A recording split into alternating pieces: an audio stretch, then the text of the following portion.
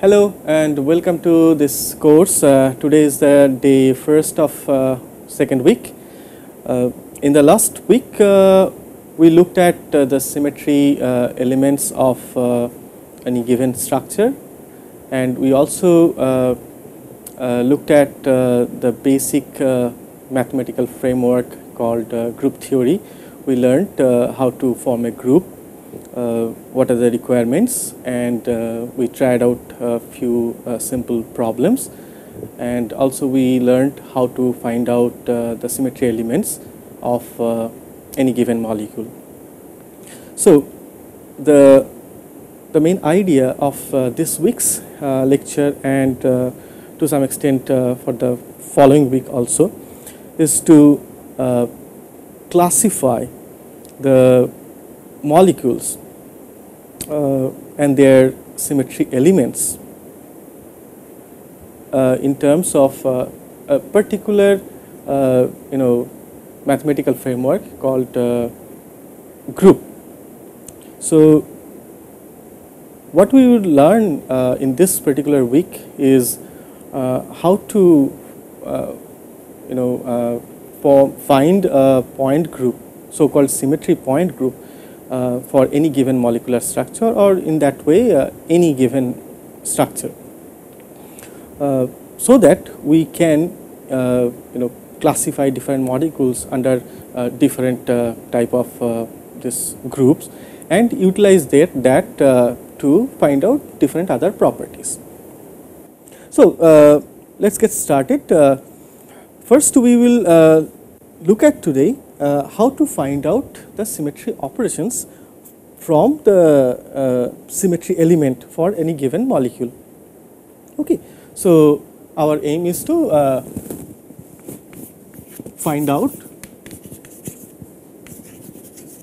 all the symmetry operations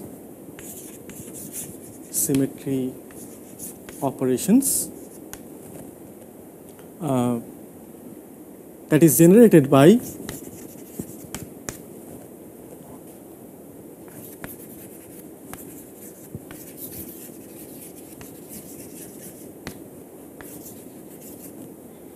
a given symmetry element.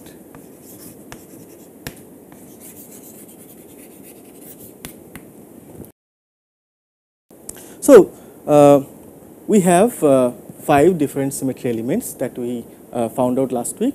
Identity, we have proper axis of symmetry, we have center of inversion, we have improper axis of symmetry, and we have plane of symmetry or reflection symmetry. So let's do one by one.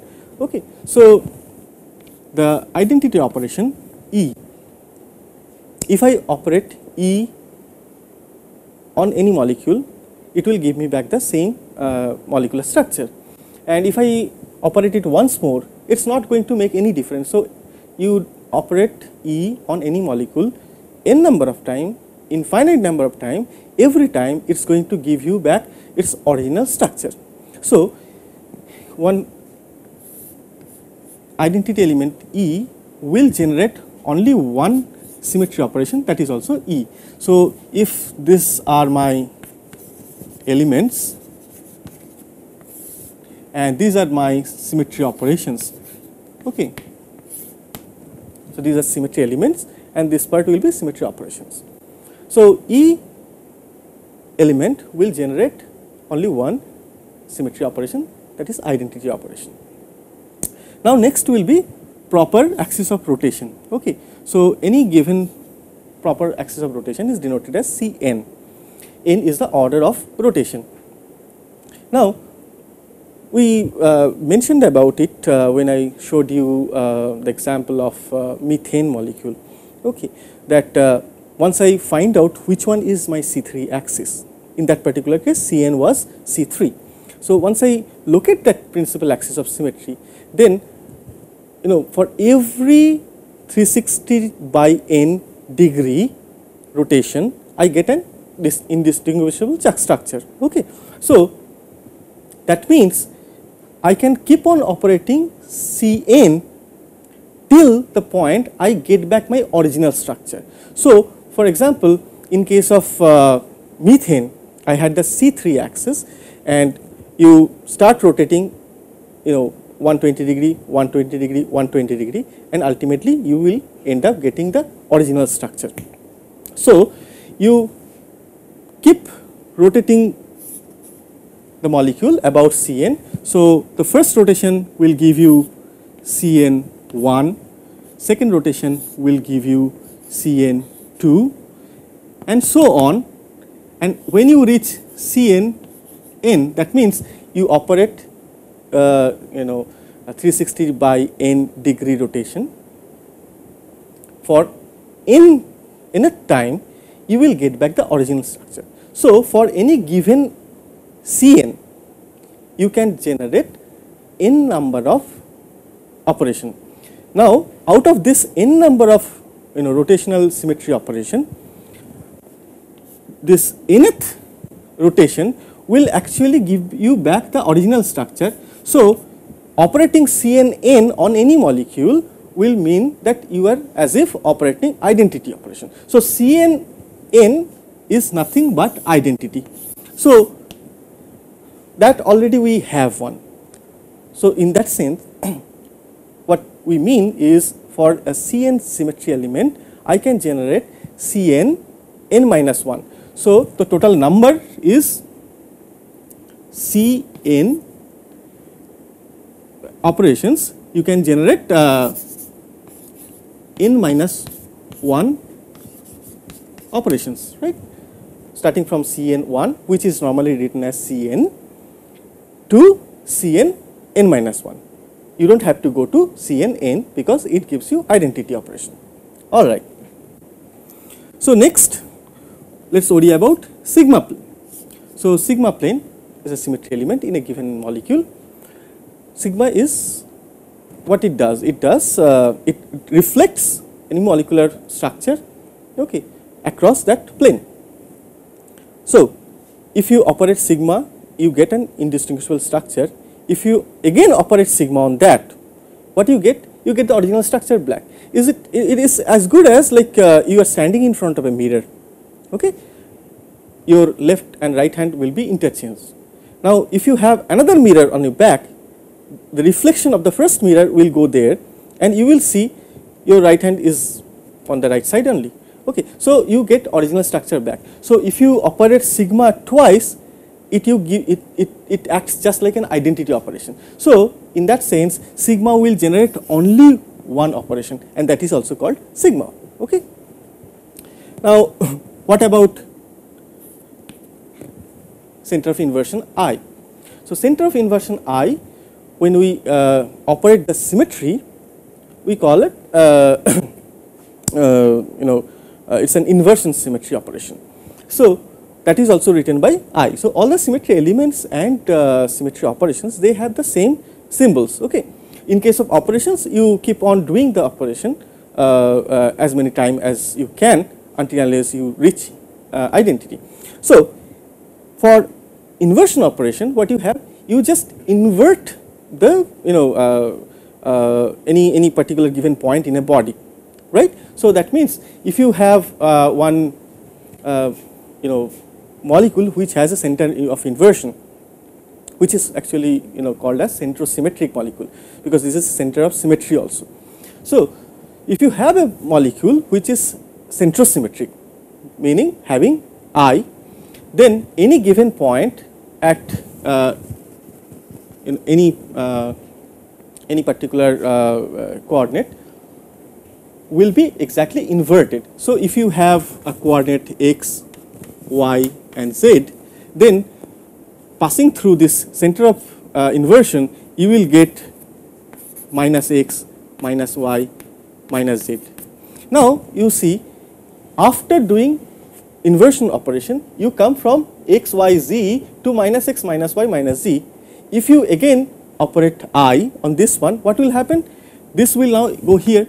So, first I, it takes it here, second I takes it back into the original place. So that means if you apply I twice, it is as good as an identity operation. So I also we can see generate only one operation, that is just one inversion. Now we are left with the last one, that is improper axis of symmetry and the symmetry operations generated by this symmetry elements. Now here the things are a little bit different. This number of operations that you can generate is very much dependent on whether it is n is even or n is odd. Now what we will do, we will find out how many operations this Sn can generate when n is even. Okay? So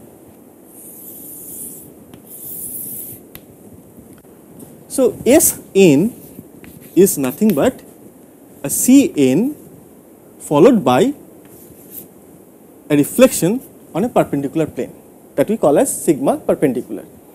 Okay. So now when n is even, let us take a particular example. Okay. So I will take S4, that is equals to C4, that means a rotation by 90 degree followed by sigma. I am omitting, I am not using this perpendicular anymore because this is perpendicular plane. So for simplicity I am not writing this perpendicular anymore, I am just writing sigma, but remember this is a perpendicular plane, perpendicular to this C4. Okay.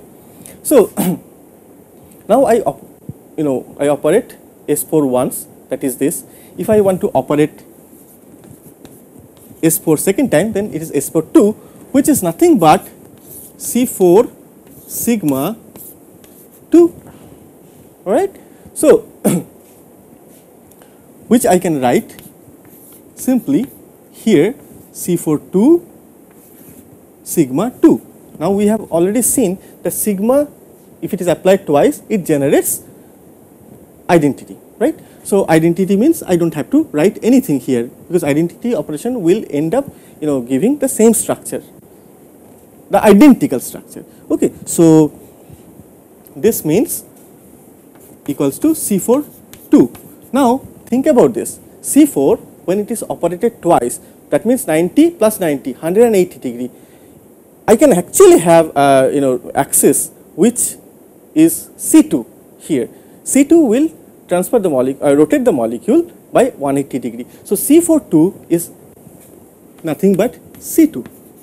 So I have generated this one. This is a symmetry operation by itself, and this one S42 generates another operation C2. Similarly, if I go to S43, without doing all these things, I can now write. I can jump the steps. So it will be C43 and sigma 3 means sigma followed by another sigma. So 2 sigma will give you E. So you have E followed by sigma means sigma. So I have this. This is also an unique operation, right? Now if I can just rub this part.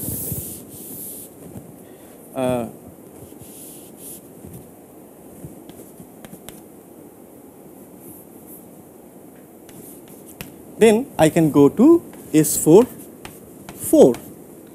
That means C4 4. C4 4 means what? CNN meaning identity. So that is not going to give me anything, and sigma to the power 4 is also identity. So S4 4 is identity. Alright.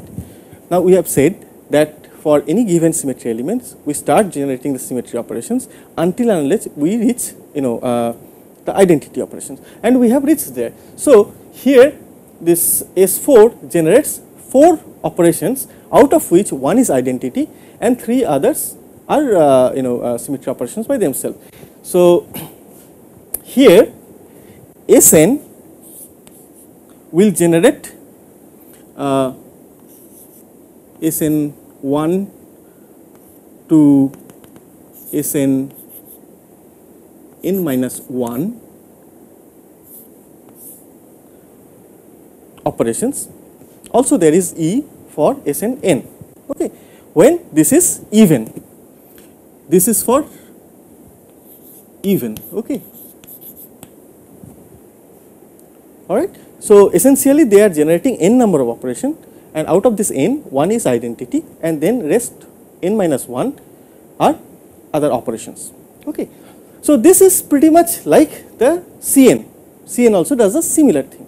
Now let's see what happens in case of when n is odd. Okay. So let's take a simple case of S3. 3 is an odd number. So S3 means I have a C3 followed by a sigma. Alright. So this is S3 means S3 1, and I operate it twice, I get C3 square and sigma square means identity. So this is C3 square. So this C3 square we have also generated for proper axis of symmetry if Cn is C3. Okay. So S32 is nothing but C3 square. Then I go for S3 3. This is C3 3 meaning identity, okay, and sigma 3 means sigma. So S3 3 generates a sigma. Okay. So this is true for any odd order of improper axis of symmetry. When I operate it in a way like when Sn n, I generate a sigma when n is odd. This is true irrespective of any order. If I take S5, then S5 5 is sigma. It's easy to find out because S5 5 means C5 5 sigma 5. Sigma 5 will generate sigma and C5 5 will generate E. So you end up with only sigma. Alright, move on to S3 4 because we have not reached identity yet. So we will see what is it. So C3 4 means C3 3, if I expand this one, C3 4 sigma 4, sigma 4 is identity. So you have essentially sigma 3 3 and sigma 3, which is, this is identity. So we are left with only C3. So I can write here that S3 4 is nothing but sigma is C3. Alright. S3 5 is C3 5 meaning C3 3 and C3 2. C3 3 is E, so I am left with C3 2, and sigma 5 odd number, so it will end up giving me sigma. This is also a new operation that is not present here. Okay.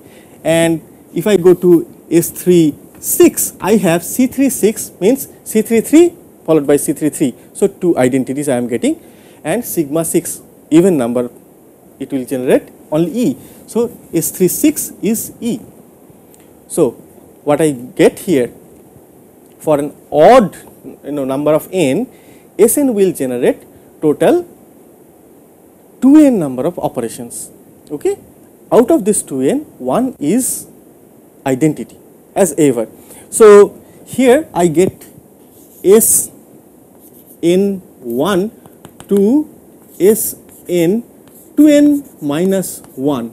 These are independent symmetry operations, and the 2nth number is nothing but identity.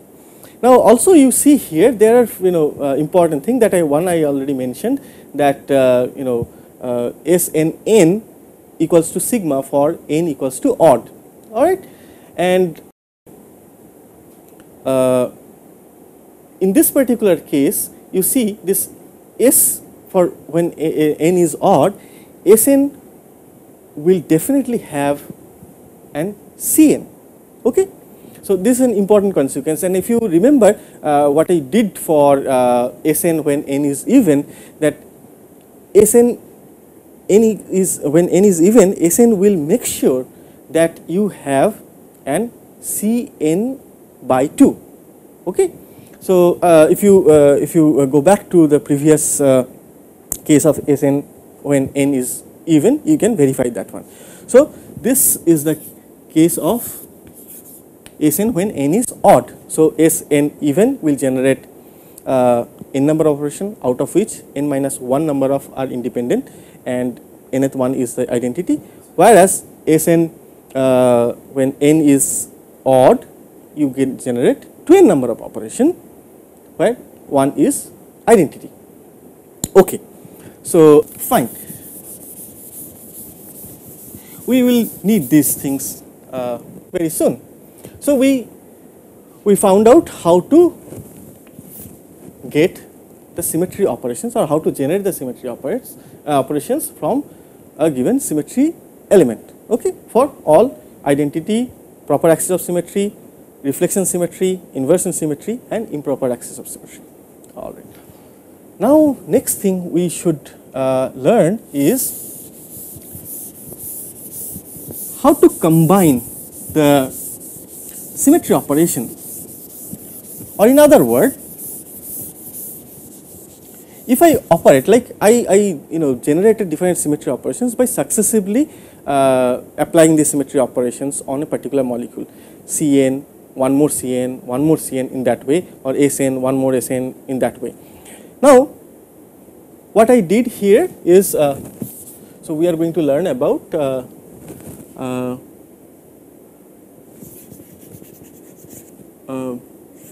combination of symmetry operations. Okay. So, in the last case what we did, we operated Cn and then again we operated Cn. Now, what happened if I operate say Cn followed by I?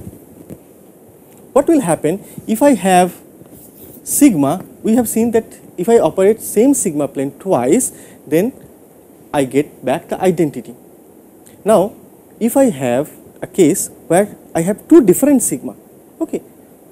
For example, I take this molecule, water, right.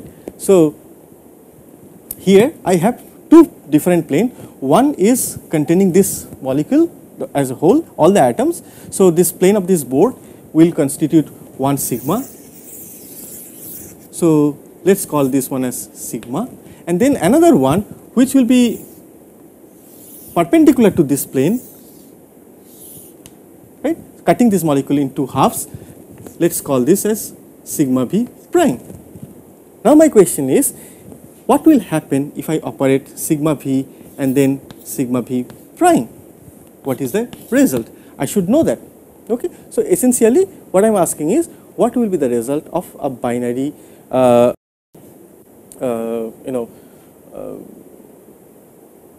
combination of two different symmetry operations? I have seen already what happens in case of the combination of the same symmetry operations with itself. Now, we are going to see what happens in case of two different symmetry operations. So, let us take this example. This is the simplest example.